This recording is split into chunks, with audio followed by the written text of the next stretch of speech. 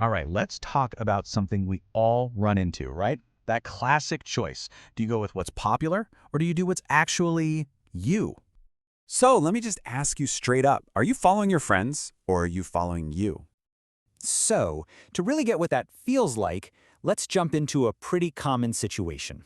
Let's talk about RIA. Picture this. It's electives day at school, and the place is just buzzing. You know the vibe. Everyone, and I mean everyone, is rushing to sign up for the dance team. And RIA, she feels that pressure, that pull. But her eyes keep wandering off to somewhere else. Yep. She's looking over at the robotics club booth, kind of tucked away in the corner, and then that little voice pops into her head, the one we all know. Ugh, what if I'm the only one who signs up? You can just see her thumb hovering over the sign-up form on her phone, totally frozen. You know when you're stuck like that, at a crossroads with all that pressure building up? Sometimes the best guide isn't new.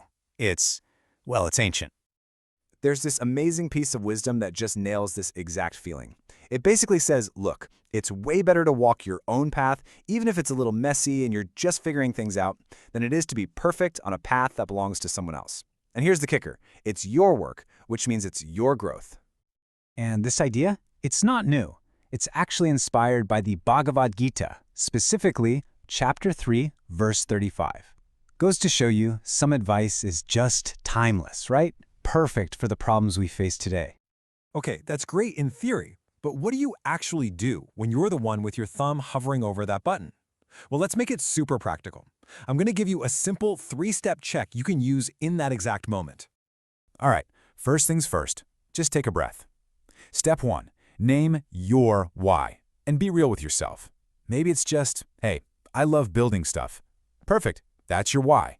Step 2, picture the next 30 days. And I don't mean the fantasy version, I mean the real deal, the actual practice, the people you'll be with, the pace of it all. How does that feel in your gut? And finally, step 3, if it feels right, what is the tiniest, first 10-minute step you can take? That's it. And look, this first step does not have to be some huge, life-altering decision. We're not talking about a lifelong commitment here.